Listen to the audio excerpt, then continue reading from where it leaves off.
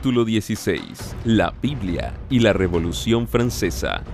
En el siglo XVI, la Reforma, presentando a los pueblos la Biblia abierta, procuró entrar en todos los países de Europa.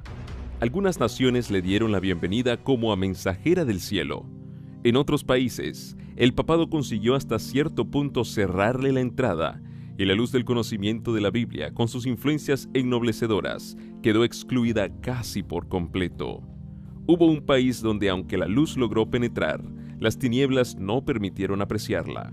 Durante siglos, la verdad y el error se disputaron el predominio. Triunfó al fin el mal, y la verdad divina fue desechada. Esta es la condenación, que la luz ha venido al mundo, y los hombres amaron más las tinieblas que la luz. Juan 3:19. Aquella nación tuvo que cosechar los resultados del mal que ella misma se había escogido. El freno del Espíritu de Dios le fue quitado al pueblo que había despreciado el don de su gracia. Se permitió al mal que llegase a su madurez, y todo el mundo pudo palpar las consecuencias de este rechazamiento voluntario de la luz. La guerra que se hizo en Francia contra la Biblia durante tantos siglos llegó a su mayor grado en los días de la Revolución. Esa terrible insurrección del pueblo no fue sino resultado natural de la supresión que Roma había hecho de las Sagradas Escrituras. Fue la ilustración más elocuente que jamás presenciara el mundo de las maquinaciones de la política papal, y una ilustración de los resultados hacia los cuales tendían durante más de 1000 años las enseñanzas de la Iglesia de Roma. La supresión de las Sagradas Escrituras durante el período de la supremacía papal había sido predicha por los profetas, y el revelador había señalado también los terribles resultados que iban a tener especialmente para Francia el dominio del hombre de pecado. Dijo el ángel del Señor: hollarán la santa ciudad 42 meses, y daré autoridad a mis 2 testigos, los cuales profetizarán 1260 días vestidos de sacos. Y cuando hayan acabado de dar su testimonio, la bestia que sube del abismo hará guerra contra ellos y prevalecerá contra ellos y los matará. Y sus cuerpos muertos yacerán en la plaza de la gran ciudad, que se llama simbólicamente Sodoma y Egipto, en donde también el Señor de ellos fue crucificado. Y los que habitan sobre la tierra se regocijan sobre ellos y hacen fiesta, y se envían regalos los unos a los otros, porque estos 2 profetas atormentaron a los que habitan sobre la tierra. Y después de los 3 días y medio, el Espíritu de vida venido de Dios entró en ellos, y se levantaron sobre sus pies, y cayó gran temor sobre los que lo vieron. Apocalipsis 11, 2 al 11. Los 42 meses y los 1260 días designan el mismo plazo, o sea, el tiempo durante el cual la Iglesia de Cristo iba a sufrir bajo la opresión de Roma. Los 1260 años del dominio temporal del Papa comenzaron en el año 538 de Jesucristo y debían terminar en 1798. En dicha fecha, entró en Roma un ejército francés que tomó preso al Papa, el cual murió en el destierro. A pesar de haberse elegido un nuevo papa al poco tiempo, la jerarquía pontificia no volvió a alcanzar el esplendor y poderío que antes tuviera. La persecución contra la Iglesia no continuó durante todos los 1260 años. Dios, usando de misericordia con su pueblo, acortó el tiempo de tan horribles pruebas. Al predecir la gran tribulación que había de venir sobre la Iglesia, el Salvador había dicho: si aquellos días no fuesen acortados, ninguna carne sería salva, mas por causa de los escogidos, aquellos días serán acortados. Mateo 24, 22. Debido a la influencia de los acontecimientos relacionados con la Reforma, las persecuciones cesaron antes del año 1798. Y acerca de los 2 testigos, el profeta declara más adelante: estos son los 2 olivos y los 2 candelabros que están delante de la presencia del Señor de toda la tierra. Lámpara es a mis pies tu palabra, dijo el salmista, y luz a mi camino. Apocalipsis 11:4, Salmo 119, 105. Estos 2 testigos representan las escrituras del Antiguo Testamento y del Nuevo. Ambos son testimonios importantes del origen y del carácter perpetuo de la ley de Dios.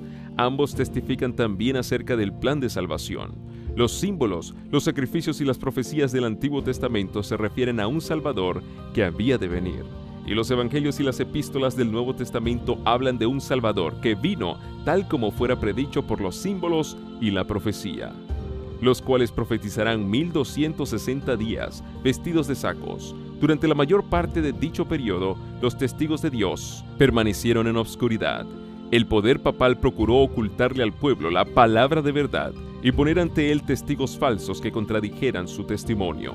Cuando la Biblia fue prohibida por las autoridades civiles y religiosas, cuando su testimonio fue pervertido y se hizo cuanto pudieron inventar los hombres y los demonios para desviar de ella la atención de la gente, y cuando los que osaban proclamar sus verdades sagradas fueron perseguidos, entregados, atormentados, confinados en las mazmorras, martirizados por su fe u obligados a refugiarse en las fortalezas de los montes y en las cuevas de la tierra, fue entonces cuando los fieles testigos profetizaron vestidos de sacos.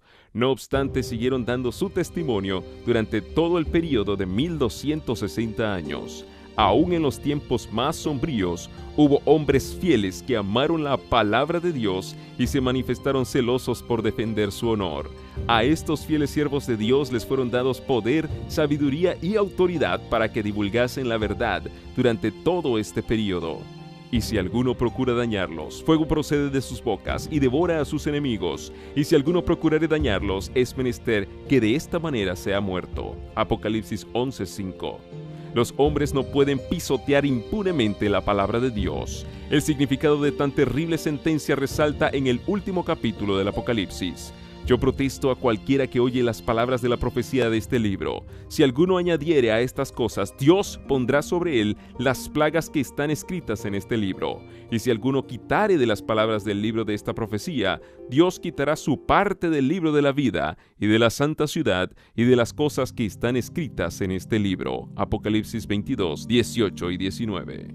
Tales son los avisos que ha dado Dios, para que los hombres se abstengan de alterar lo revelado o mandado por Él. Estas solemnes denuncias se refieren a todos los que con su influencia hacen que otros consideren con menosprecio la ley de Dios. Deben hacer temblar y temer a los que declaran con livianidad que poco importa que obedezcamos o no obedezcamos la ley de Dios. Todos los que alteran el significado preciso de las Sagradas Escrituras, sobreponiéndoles sus opiniones particulares, y los que tuercen los preceptos de la palabra divina, ajustándolos a sus propias conveniencias o a las del mundo, se arrogan terrible responsabilidad.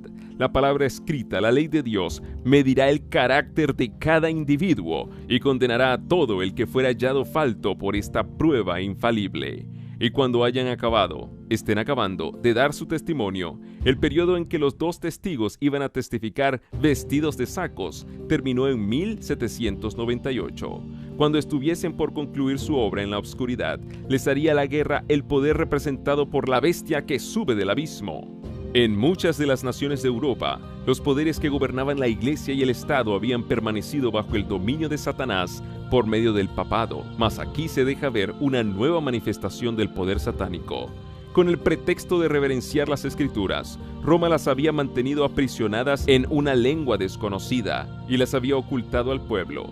Durante la época de su dominio, los testigos profetizaron vestidos de sacos, pero otro poder, la bestia que sube del abismo, iba a levantarse a combatir abiertamente contra la palabra de Dios.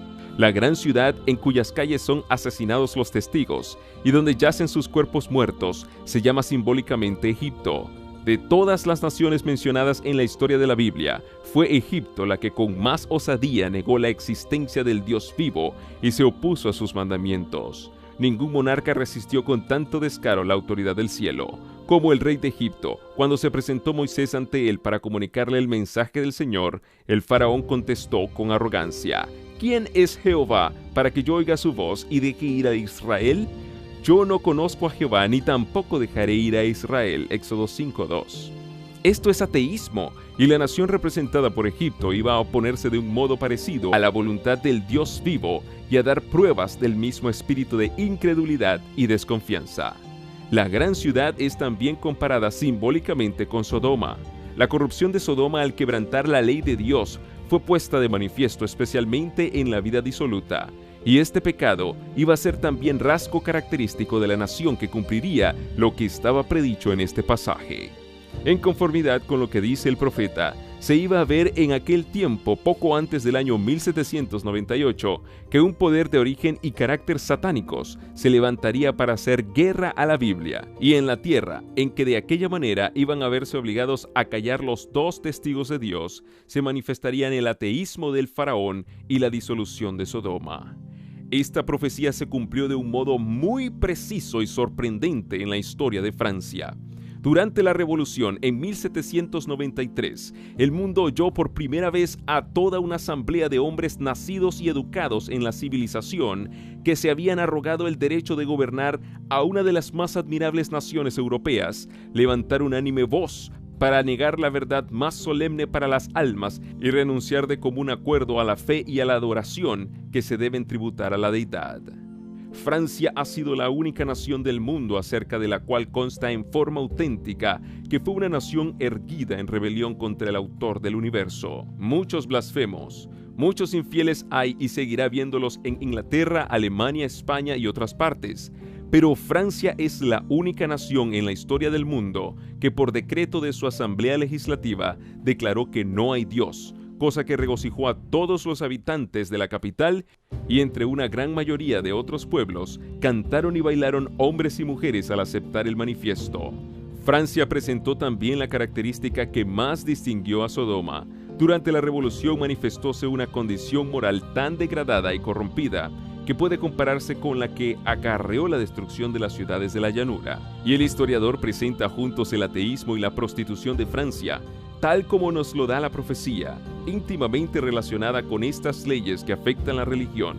Se encontraba aquella que reducía la unión matrimonial, el contrato más sagrado que puedan hacer seres humanos y cuya permanencia y estabilidad contribuye eficacísimamente a la consolidación de la sociedad, a un mero convenio civil de carácter transitorio que dos personas cualesquiera podían celebrar o deshacer a su antojo. Si los demonios se hubieran propuesto inventar la manera más eficaz de destruir todo lo que existe de venerable, de bueno o de permanente en la vida doméstica, con la seguridad a la vez de que el daño que intentaban hacer se perpetuaría de generación en generación, no habrían podido echar mano de un plan más adecuado que el de la degradación del matrimonio. Sophia Arnold, notable actriz que se distinguía por la agudeza de sus dichos, definió el casamiento republicano como el sacramento del adulterio, en donde también el Señor de ellos fue crucificado. En Francia se cumplió también este rasgo de la profecía. En ningún otro país se había desarrollado tanto el espíritu de enemistad contra Cristo. En ninguno había hallado la verdad tan acerba y cruel oposición. En la persecución con que Francia afligió a los que profesaban el Evangelio, crucificó también a Cristo en la persona de sus discípulos. Siglo tras siglo la sangre de los santos había sido derramada, mientras los valdenses sucumbían en las montañas del Piamonte a causa de la palabra de Dios y del testimonio de Jesús. Sus hermanos, los albigenses de Francia, testificaban de la misma manera por la verdad. En los días de la Reforma, los discípulos de esta habían sucumbido en medio de horribles tormentos. Reyes y nobles, mujeres de elevada alcurnia, delicadas doncellas, la flor y nata de la nación se habían recreado viendo las agonías de los mártires de Jesús. Los valientes hugonotes, en su lucha por los derechos más sagrados al corazón humano, habían derramado su sangre en muchos y rudos combates. Los protestantes eran considerados como fuera de la ley, sus cabezas eran puestas a precio y se les cazaba como a fieras. La iglesia del desierto, es decir, los pocos descendientes de los antiguos cristianos que aún quedaban en Francia en el siglo XVIII, escondidos en las montañas del sur, seguían apegados a la fe de sus padres. Cuando se arriesgaban a congregarse en las faldas de los montes o en los páramos solitarios, eran cazados por los soldados y arrastrados a las galeras donde llevaban una vida de esclavos hasta su muerte. A los habitantes más morales, más refinados e inteligentes de Francia, se les encadenaba y torturaba horriblemente entre ladrones y asesinos.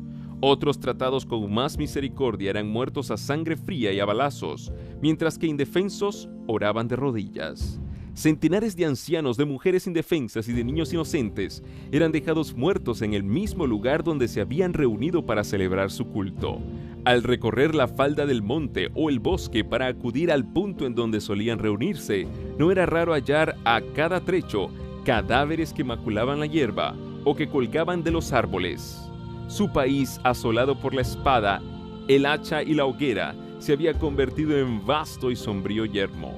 Estas atrocidades no se cometieron en la Edad Media, sino en el siglo brillante de Luis XIV, en que se cultivaba la ciencia y florecían las letras, cuando los teólogos de la corte y de la capital eran hombres instruidos y elocuentes, y que afectaban poseer las gracias de la mansedumbre y del amor. Pero lo más inicuo que se registra en el lóbrego catálogo de los crímenes, el más horrible de los actos diabólicos de aquella sucesión de siglos espantosos, fue la matanza de San Bartolomé. Todavía se estremece horrorizado el mundo al recordar las escenas de aquella carnicería, la más vil y alevosa que se registra. El rey de Francia, instado por los sacerdotes y prelados de Roma, sancionó tan espantoso crimen. El tañido de una campana resonando a medianoche dio la señal del degüello. Millares de protestantes que dormían tranquilamente en sus casas, confiando en la palabra que se les había dado del rey, asegurándoles protección, fueron arrastrados a la calle sin previo aviso y asesinados a sangre fría. Así como Cristo era el jefe invisible de su pueblo cuando salió de la esclavitud de Egipto, así lo fue Satanás de sus súbditos cuando acometieron la horrenda tarea de multiplicar el número de los mártires. La matanza continuó en París por 7 días con una furia indescriptible durante los 3 primeros. Y no se limitó a la ciudad, sino que por decreto especial del rey se hizo extensiva a todas las provincias y pueblos donde había protestantes. No se respetaba edad ni sexo, no escapaba el inocente niño ni el anciano de canas. Nobles y campesinos, viejos y jóvenes, madres y niños sucumbían juntos. La matanza siguió en Francia por espacio de 2 meses. Perecieron en ella 70.000 personas de la flor y nata de la nación. Cuando la noticia de la matanza llegó a Roma, el regocijo del clero no tuvo límites. El cardenal de Lorena premió al mensajero con 1000 duros. El cañón de San Angelo tronó en alegres salvas. Se oyeron las campanas de todas las torres. Innumerables fogatas convirtieron la noche en día y Gregorio XIII, acompañado de los cardenales y otros dignatarios eclesiásticos, se encaminó en larga procesión hacia la iglesia de San Luis, donde el cardenal de Lorena cantó el Te Deum. Se acuñó una medalla para conmemorar la matanza y aún pueden verse en el Vaticano 3 frescos de Vasari representando la agresión contra el almirante, al rey en el concilio maquinando la matanza y la matanza misma. Gregorio envió a Carlos la rosa de oro y a los 4 meses de la matanza escuchó complacido el sermón de un sacerdote francés que habló de ese día tan lleno de dicha y alegría cuando el Santísimo Padre recibió la noticia y se encaminó hacia San Luis en solemne comitiva para dar gracias a Dios. El mismo espíritu maestro que impulsó la matanza de San Bartolomé fue también el que dirigió las escenas de la revolución. Jesucristo fue declarado impostor y el grito de unión de los incrédulos franceses era «Aplastad al infame», lo cual decían refiriéndose a Cristo. Las blasfemias contra el cielo y las iniquidades más abominables se daban la mano y eran exaltadas a los mejores puestos los hombres más degradados y los más entregados al vicio y a la crueldad. En todo esto no se hacía más que tributar homenaje supremo a Satanás, mientras que se crucificaba a Cristo en sus rasgos característicos de verdad, pureza y amor abnegado. La bestia que sube del abismo hará guerra contra ellos y prevalecerá contra ellos y los matará. El poder ateo que gobernó a Francia durante la Revolución y el reinado del terror hizo a Dios y a la Biblia una guerra como nunca la presenciara el mundo. El culto de la deidad fue abolido por la Asamblea Nacional. Se recogían Biblias para quemarlas en las calles, haciendo cuanta burla de ellas se podía. La ley de Dios fue pisoteada, las instituciones de la Biblia abolidas, el día del descanso semanal fue abandonado y en su lugar se consagraba un día de cada mes a la orgía y a la blasfemia. El bautismo y la comunión quedaron prohibidos, y en los sitios más a la vista, en los cementerios, se fijaron avisos en que se declaraba que la muerte era un sueño eterno. El temor de Dios, decían, dista tanto de ser el principio de la sabiduría, que más bien puede considerársele como principio de la locura. Quedó prohibida toda clase de culto religioso, a excepción del tributado a la libertad y a la patria.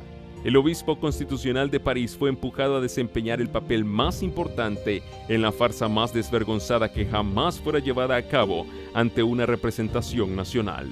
Lo sacaron en pública procesión para que manifestase a la convención que la religión que él había enseñado por tantos años era en todos respectos una tramoya del clero, sin fundamento alguno en la historia ni en la verdad sagrada. Negó solemnemente y en los términos más explícitos la existencia de la deidad, a cuyo culto se había consagrado él, y ofreció que en lo sucesivo se dedicaría a rendir homenaje a la libertad, la igualdad, la virtud y la moral.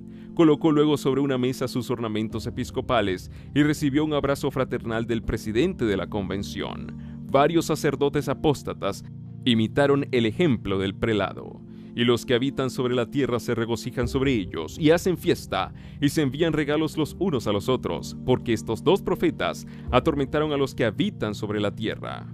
La Francia incrédula había acallado las voces de reprensión de los testigos de Dios. La palabra de verdad yacía muerta en sus calles, y los que odiaban las restricciones y los preceptos de la ley de Dios se llenaron de júbilo. Los hombres desafiaban públicamente al Rey de los cielos y gritaban como los pecadores de la antigüedad: ¿Cómo sabe Dios? Y ¿hay conocimiento en lo alto? Salmo 73:11. Uno de los sacerdotes del nuevo orden, profiriendo terribles blasfemias, dijo: Dios, si es cierto que existes, toma venganza de las injurias que se hacen a tu nombre. Yo te desafío, guarda silencio, no te atreves a descargar tus truenos. Entonces, ¿quién va a creer que existes? Qué eco tan fiel de la pregunta de Faraón: ¿quién es Jehová para que yo oiga su voz? No conozco a Jehová, dijo el necio en su corazón, no hay Dios. Salmos 14:1. Y el Señor declara respecto de los que pervierten la verdad, que se hará manifiesta a todos su necedad. Segunda de Timoteo 3:9. Después que hubo renunciado al culto del Dios vivo, el alto y el excelso, que habita la eternidad, cayó Francia al poco tiempo en una idolatría degradante, rindiendo culto a la diosa de la razón en la persona de una mujer libertina. Y esto en la Cámara Representativa de la Nación y por medio de las más altas autoridades civiles y legislativas. Dice el historiador: una de las ceremonias de aquel tiempo de locura no tiene igual por lo absurdo combinado con lo impío. Las puertas de la convención se abrieron de par en par para dar entrada a los músicos de la banda que precedía a los miembros del cuerpo municipal, que entraron en solemne procesión cantando un himno a la libertad y escoltando como objeto de su futura adoración a una mujer cubierta con un velo y a la cual llamaban la diosa de la razón. Cuando llegó ésta al lugar que le estaba reservado, le fue quitado el velo con gran ceremonial y se le dio asiento a la derecha del presidente, reconociendo todos ellos en ella a una bailarina de la ópera. A esta mujer rindió público homenaje la Convención Nacional de Francia, considerándola como la representación más perfecta de la razón que ellos veneraban. Esta momería sacrílega y ridícula estuvo de moda, y la instalación de la diosa de la razón fue imitada en algunas poblaciones del país que deseaban demostrar que se hallaban a la altura de la revolución. El orador que introdujo el culto de la razón se expresó en estos términos: legisladores, el fanatismo ha cedido su puesto a la razón. Sus turbios ojos no han podido resistir el brillo de la luz. Un pueblo inmenso se ha trasladado hoy a esas bóvedas góticas, en las que por primera vez han repercutido los ecos de la verdad. Allí han celebrado los franceses el único culto verdadero, el de la libertad, el de la razón. Allí hemos hecho votos por la prosperidad de las armas de la República. Allí hemos abandonado inanimados ídolos para seguir a la razón, a esta imagen animada, la obra más sublime de la naturaleza. Al ser presentada la diosa ante la convención, la tomó el orador de la mano y dirigiéndose a toda la asamblea dijo: mortales, cesad de temblar ante los truenos impotentes de un Dios que vuestros temores crearon. No reconozcáis de hoy en adelante otra divinidad que la razón. Yo os presento su imagen más noble y pura, y si habéis de tener ídolos, ofreced sacrificios solamente a los que sean como éste. Caiga ante el augusto senado de la libertad el velo de la razón. La diosa, después de haber sido abrazada por el presidente, tomó asiento en una magnífica carroza que condujeron por entre el inmenso gentío hasta la catedral de Notre Dame para reemplazar a la deidad. La elevaron sobre el altar mayor y recibió la adoración de todos los que estaban presentes. Poco después de esto procedieron a quemar públicamente la Biblia. En cierta ocasión, la Sociedad Popular del Museo entró en el salón municipal gritando: Vive la razón, y llevando en la punta de un palo los fragmentos de varios libros que habían sacado de las llamas, quemados en parte, entre otros breviarios, misales y el Antiguo y Nuevo Testamento que expiaron en un gran fuego, dijo el presidente, todas las locuras en que por causa de ellos había incurrido la raza humana. El romanismo había principiado la obra que el ateísmo se encargaba de concluir. A la política de Roma se debía la condición social, política y religiosa que empujaba a Francia hacia la ruina. No faltaban los autores que, refiriéndose a los horrores de la revolución, admiten que de esos excesos debe hacerse responsables al trono y a la Iglesia. En estricta justicia debieran atribuirse a la Iglesia sola. El romanismo había enconado el ánimo de los monarcas contra la reforma, haciéndola aparecer como enemiga de la corona, como elemento de discordia que podía ser fatal a la paz y a la buena marcha de la nación. Fue el genio de Roma el que por este medio inspiró las espantosas crueldades y la acérrima opresión que procedían del trono. El espíritu de libertad acompañaba a la Biblia. Doquiera se le recibiese, el Evangelio despertaba la inteligencia de los hombres. Estos empezaban por arrojar las cadenas que por tanto tiempo los habían tenido sujetos a la ignorancia, al vicio y a la superstición. Empezaban a pensar y a obrar como hombres. Al ver esto, los monarcas temieron por la suerte de su despotismo. Roma no fue tardía para inflamar los temores y los celos de los reyes, decía el Papa al regente de Francia en 1525. Esta manía, el protestantismo, no solo confundirá y acabará con la religión, sino hasta con los principados, con la nobleza, con las leyes, con el orden y con las jerarquías. Y pocos años después, un nuncio papal le daba este aviso al rey: Señor, no os engañéis, los protestantes van a trastornar tanto el orden civil como el religioso. El trono peligra tanto como el altar. Al introducirse una nueva religión, se introduce necesariamente un nuevo gobierno. Y los teólogos apelaban a las preocupaciones del pueblo al declarar que las doctrinas protestantes seducen a los hombres hacia las novedades y la locura, roban así al rey el afecto leal de sus súbditos y destruyen la iglesia y el Estado al mismo tiempo. De ese modo logró Roma predisponer a Francia contra la reforma, y la espada de la persecución se desenvainó por primera vez en Francia para sostener el trono, resguardar a los nobles y conservar las leyes. Poco previeron los reyes cuán fatales iban a ser los resultados de tan odiosa política. Las enseñanzas de la Biblia eran las que hubieran podido implantar en las mentes y en los corazones de los hombres aquellos principios de justicia, de templanza, de verdad, de equidad y de benevolencia, que son la piedra angular del edificio de la prosperidad de un pueblo. La justicia engrandece la nación, y con ella será afirmado el trono. Proverbios 14:34, 16:12. El efecto de la justicia será paz, y la labor de justicia, reposo y seguridad para siempre. Isaías 32:17. El que obedece las leyes divinas es el que mejor respetará y acatará las leyes de su país. El que teme a Dios honrará al rey en el ejercicio de su autoridad justa y legítima.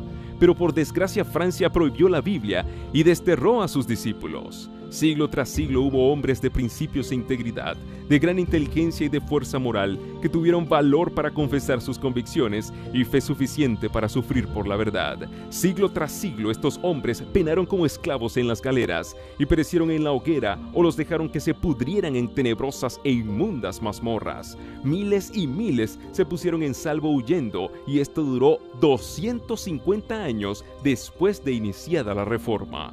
Casi no hubo generación de franceses durante ese largo periodo de tiempo que no fuera testigo de la fuga de los discípulos del Evangelio, que huían para escapar de la furia insensata de sus perseguidores, llevándose consigo la inteligencia, las artes, la industria y el carácter ordenado que por lo general los distinguían y contribuían luego a enriquecer a los países donde encontraban refugio. Pero en la medida en que enriquecían otros países con sus preciosos dones, despojaban al suyo propio.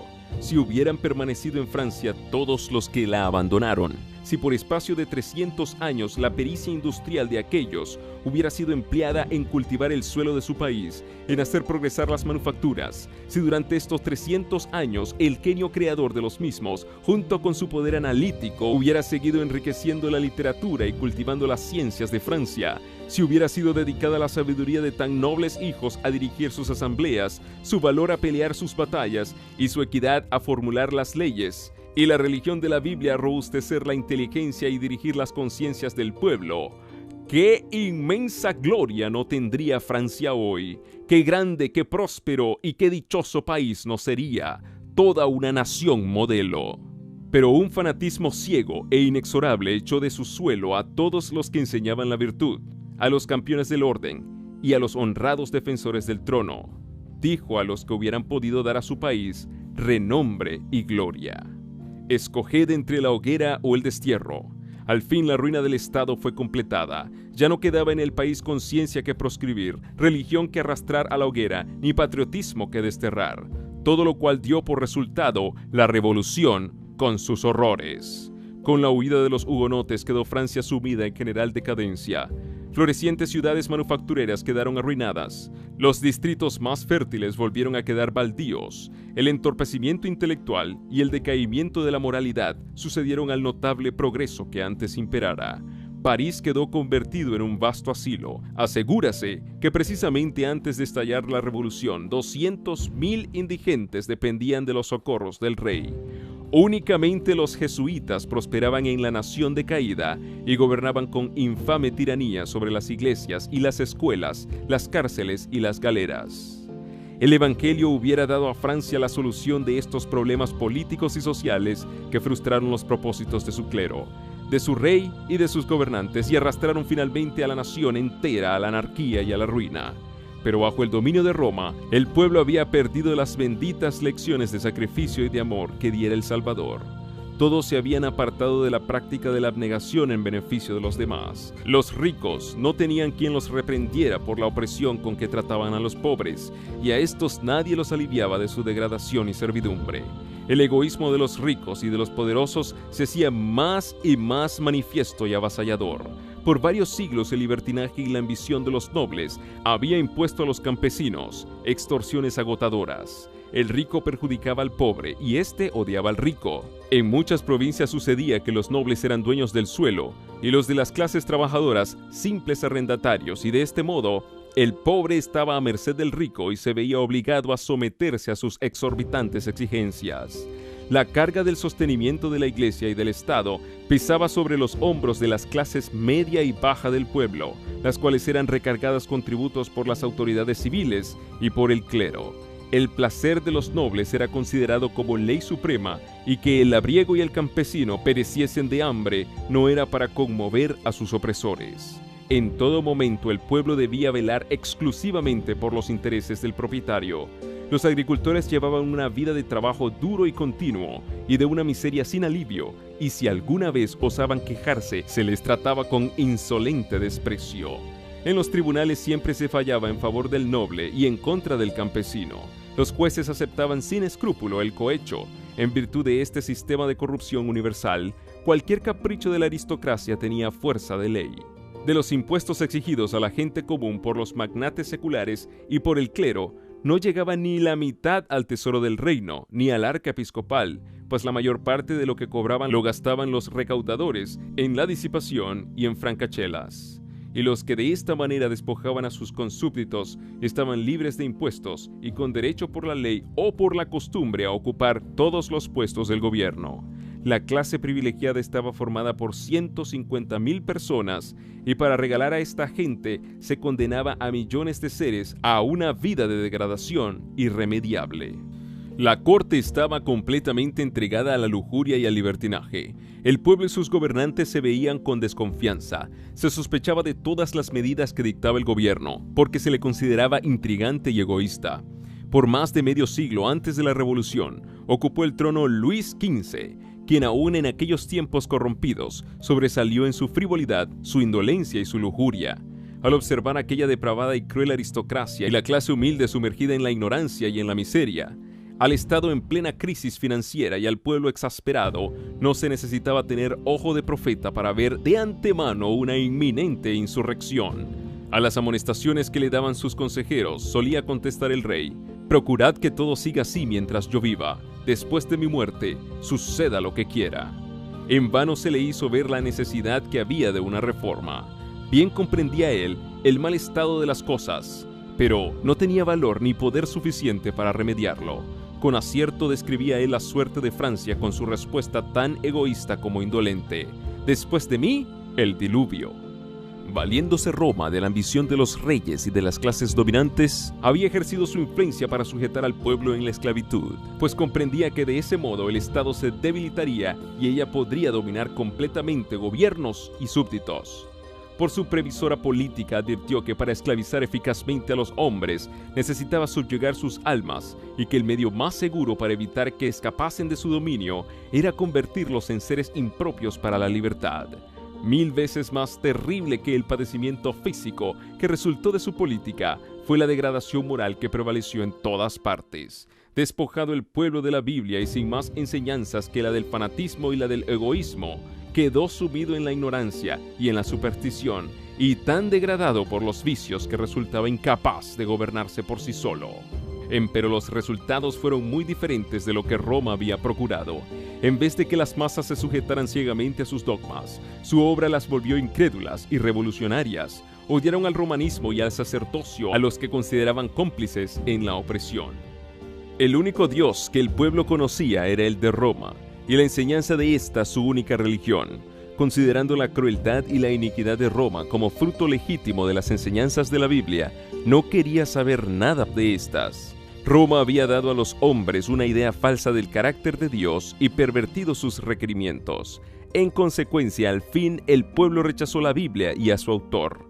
Roma había exigido que se creyese ciegamente en sus dogmas, que declaraba sancionados por las Escrituras. En la reacción que se produjo, Voltaire y sus compañeros desecharon en absoluto la palabra de Dios e hicieron cundir por todas partes el veneno de la incredulidad.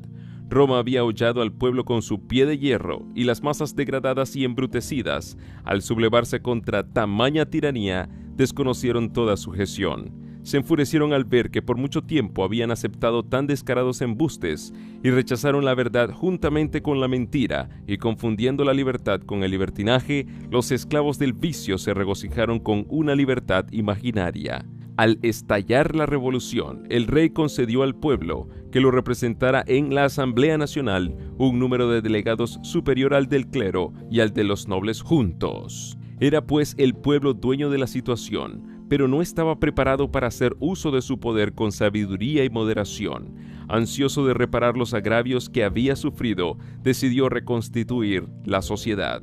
Un populacho encolerizado que guardaba en su memoria el recuerdo de tantos sufrimientos, resolvió levantarse contra aquel estado de miseria que había venido ya a ser insoportable y vengarse de aquellos a quienes consideraba como responsables de sus padecimientos. Los oprimidos, poniendo en práctica las lecciones que habían aprendido bajo el yugo de los tiranos, se convirtieron en opresores de los mismos que antes les habían oprimido. La desdichada Francia recogió con sangre lo que había sembrado. Terribles fueron las consecuencias de su sumisión al poder avasallador de Roma. Allí donde Francia, impulsada por el papismo, prendiera la primera hoguera en los comienzos de la Reforma, allí también la Revolución levantó su primera guillotina. En el mismo sitio en que murieron quemados los primeros mártires del protestantismo en el siglo XVI, fueron precisamente decapitadas las primeras víctimas en el siglo XVIII. Al rechazar Francia el evangelio que le brindaba bienestar, franqueó las puertas a la incredulidad y a la ruina. Una vez desechadas las restricciones de la ley de Dios, se echó de ver que las leyes humanas no tenían fuerza alguna para contener las pasiones, y la nación fue arrastrada a la rebeldía y a la anarquía. La guerra contra la Biblia inició una era conocida en la historia como el reinado del terror.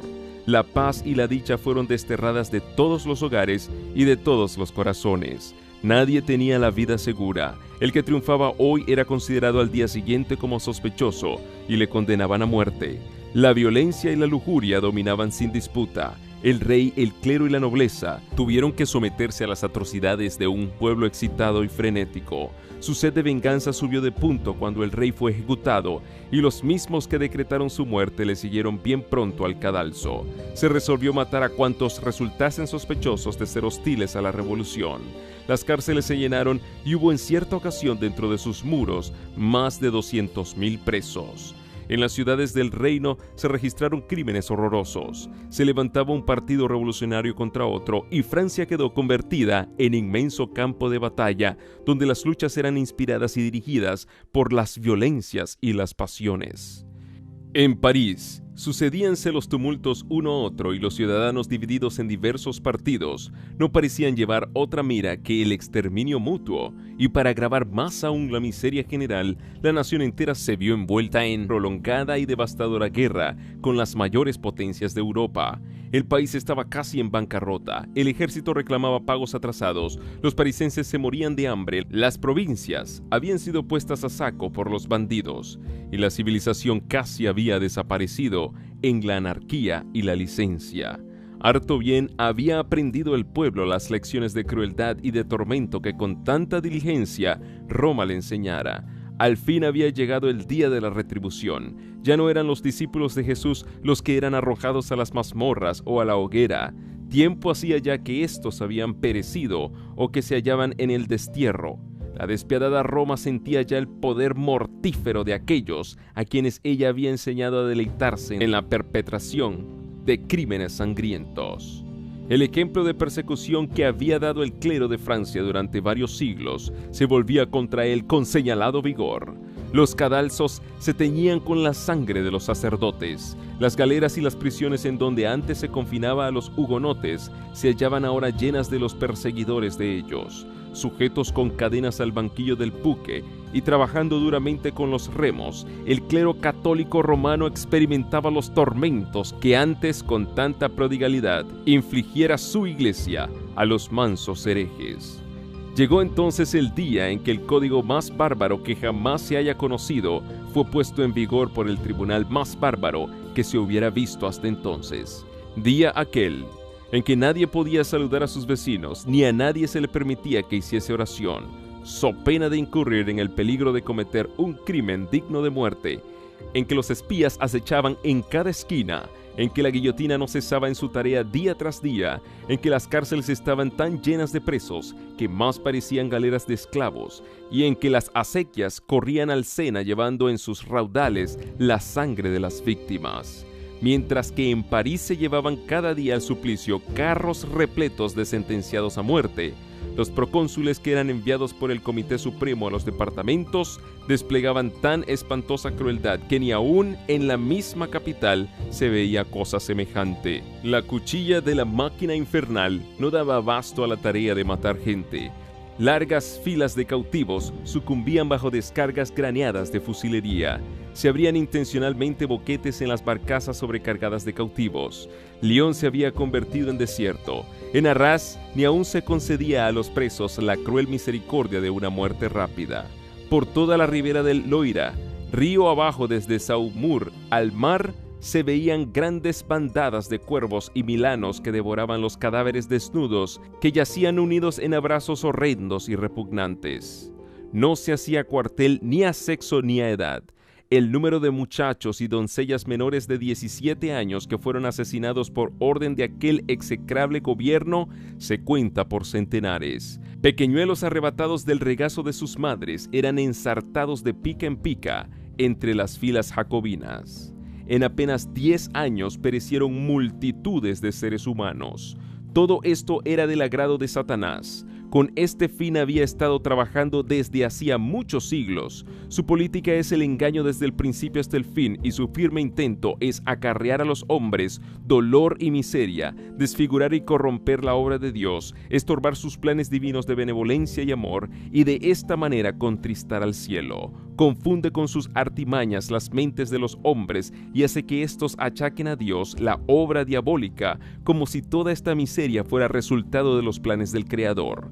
Asimismo, cuando los que han sido degradados y embrutecidos por su cruel dominio alcanzan su libertad, los impulsa al crimen, a los excesos y a las atrocidades, y luego los tiranos y los opresores se valen de semejantes cuadros de libertinaje para ilustrar las consecuencias de la libertad. Cuando un disfraz del error ha sido descubierto, Satanás le da otro y la gente lo saluda con el mismo entusiasmo con que acogió el anterior. Cuando el pueblo descubrió que el romanismo era un engaño y él, Satanás, ya no podía conseguir por ese medio que se violase la ley de Dios, Optó entonces por hacerle creer que todas las religiones eran engañosas y la Biblia una fábula, y arrojando lejos de sí los estatutos divinos, se entregó a una iniquidad desenfrenada. El error fatal que ocasionó tantos males a los habitantes de Francia fue el desconocimiento de esta gran verdad, que la libertad bien entendida se basa en las prohibiciones de la ley de Dios. Oh, si hubieras escuchado mis mandamientos, entonces tu paz habría sido como un río y tu justicia como las olas del mar. Mas no hay paz, dice Jehová, para los inicuos. Aquel empero que me oyere a mí, habitará seguro y estará tranquilo, sin temor del mal. Isaías 48, 18, 22, Proverbios 1, 33. Los ateos, los incrédulos y los apóstatas se oponen abiertamente a la ley de Dios, pero los resultados de su influencia prueban que el bienestar del hombre depende de la obediencia a los estatutos divinos. Los que no quieran leer esta lección en el libro de Dios tendrán que leerla en la historia de las naciones. Cuando Satanás obró por la iglesia romana para desviar a los hombres de la obediencia a Dios, nadie sospechaba quiénes fueran sus agentes, y su obra estaba tan bien disfrazada que nadie comprendió que la miseria que de ella resultó fuera fruto de la transgresión. Pero su poder fue contrarrestado de tal modo por la obra del Espíritu de Dios que sus planes no llegaron a desarrollarse hasta su consumación. La gente no supo remontar del efecto ni la causa ni descubrir el origen de tanta desgracia. Pero en la Revolución, la Asamblea Nacional rechazó la ley de Dios y durante el reinado del terror que siguió, todos pudieron ver cuál era la causa de todas las desgracias. Cuando Francia desechó a Dios y descartó la Biblia públicamente, hubo impíos y espíritus de las tinieblas que se llenaron de júbilo por haber logrado al fin el objeto que por tanto tiempo se habían propuesto, un reino libre de las restricciones de la ley de Dios. Y porque la maldad no era pronto castigada, el corazón de los hijos de los hombres estaba plenamente resuelto a hacer el mal. Empero la transgresión de una ley justa y recta debía traer inevitablemente como consecuencia la miseria y el desastre. Si bien es verdad que no vino el juicio inmediatamente sobre los culpables, estaban estos labrando su ruina segura. Siglos de apostasía y de crimen iban acumulando la ira para el día de la retribución, y cuando llegaron al colmo de la iniquidad, comprendieron los menospreciadores de Dios cuán terrible es agotar la paciencia divina. Fue retirado en gran medida el poder restrictivo del Espíritu de Dios, que hubiera sido el único capaz de tener en jaque al poder cruel de Satanás, y se le permitió al que se deleita en los sufrimientos de la humanidad que hiciese su voluntad. Los que habían preferido servir a la rebelión cosecharon los frutos de ella hasta que la tierra se llenó de crímenes tan horribles que la pluma se resiste a describirlos. De las provincias asoladas y de las ciudades arruinadas levantábase un clamor terrible de desesperación, de angustia indescriptible. Francia se estremecía como sacudida por un terremoto. La religión, la ley, la sociedad, el orden, la familia, el Estado y la Iglesia, todo lo abatía la mano impía que se levantara contra la ley de Dios. Bien dijo el sabio, por su misma maldad caerá el hombre malo. Pero aunque el pecador haga mal 100 veces y con todo se le prolonguen los días, sin embargo yo ciertamente sé que les irá bien a los que temen a Dios, por lo mismo que temen delante de él. Al hombre malo empero no le irá bien. Por cuanto aborrecieron la ciencia y no escogieron el temor de Jehová, por tanto comerán del fruto de su mismo camino y se hartarán de sus propios consejos. Proverbios 11:5, Eclesiastés 8:12 y 13, Proverbios 1:29 y 31. No iban a permanecer mucho tiempo en silencio los fieles testigos de Dios, que habían sucumbido bajo el poder blasfemo que sube del abismo. Después de los 3 días y medio, el espíritu de vida venido de Dios entró en ellos y se levantaron sobre sus pies y cayó gran temor sobre los que lo vieron. Apocalipsis 11:11. En 1793 había promulgado la Asamblea Francesa los decretos que abolían la religión cristiana y desechaban la Biblia. 3 años y medio después, este mismo cuerpo legislativo adoptó una resolución que rescindía esos decretos y concedía tolerancia a las Sagradas Escrituras. El mundo contemplaba estupefacto los terribles resultados que se había obtenido al despreciar los oráculos sagrados, y los hombres reconocían que la fe en Dios y en su palabra son la base de la virtud y de la moralidad. Dice el Señor: ¿a quién injuriaste y a quién blasfemaste? ¿Contra quién has alzado tu voz y levantado tus ojos en alto? Contra el Santo de Israel. Por tanto, he aquí, les enseñaré de esta vez, enseñaréles en mi mano y mi fortaleza, y sabrán que mi nombre es Jehová. Isaías 37:23, Jeremías 16:21. Hablando de los dos testigos, el profeta dice además, y oyeron una grande voz del cielo que les decía, subid acá, y subieron al cielo en una nube, y sus enemigos los vieron. Apocalipsis 11:12. Desde que Francia les declarara la guerra, estos dos testigos de Dios han recibido mayor honra que nunca antes. En el año 1804 se organizó la Sociedad Bíblica Británica y Extranjera. Este hecho fue seguido de otros semejantes en otras partes de Europa, donde se organizaron sociedades similares con numerosas ramas esparcidas por muchas partes del continente. En 1816 se fundó la Sociedad Bíblica Americana. Cuando se creó la Sociedad Británica, la Biblia circulaba en 50 idiomas. Desde entonces, ha sido traducida en muchos centenares de idiomas y dialectos. Durante los 50 años que precedieron a 1792, se daba muy escasa importancia a la obra de las misiones en el extranjero. No se fundaron sociedades nuevas y eran muy pocas las iglesias que se esforzaban por extender el evangelio en los países paganos. Pero en las postrimerías del siglo XVIII se vio un cambio notable. Los hombres comenzaron a sentirse descontentos con los resultados del racionalismo y comprendieron la gran necesidad que tenían de la revelación divina y de la experiencia religiosa. Desde entonces, la obra de las misiones en el extranjero se extendió rápidamente. Los adelantos de la imprenta dieron notable impulso a la circulación de la Biblia. El incremento de los medios de comunicación entre los diferentes países, la supresión de las barreras del prejuicio y del exclusivismo nacional y la pérdida del dominio temporal del pontífice de Roma han ido abriéndole paso a la palabra de Dios. Hace ya muchos años que la Biblia se vende en las calles de Roma sin que haya quien lo impida, y en el día de hoy ha sido llevada a todas las partes del mundo habitado. El incrédulo Voltaire dijo con arrogancia en cierta ocasión, «Estoy cansado de oír de continuo que 12 hombres establecieron la religión cristiana. Yo he de probar que un solo hombre basta para destruirla». Han transcurrido varias generaciones desde que Voltaire murió y millones de hombres han secundado su obra de propaganda contra la Biblia.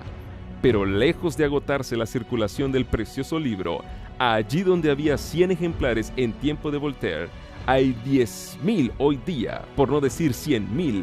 Como dijo uno de los primitivos reformadores hablando de la iglesia cristiana, la Biblia es un yunque sobre el cual se han gastado muchos martillos. Ya había dicho el Señor, ningún arma forjada contra ti tendrá éxito, y a toda lengua que en juicio se levantare contra ti, condenarás. Isaías 54:17. La palabra de nuestro Dios permanece para siempre. Seguros son todos sus preceptos, establecidos para siempre jamás, hechos en verdad y en rectitud. Isaías 48, Salmos 111, 7 y 8.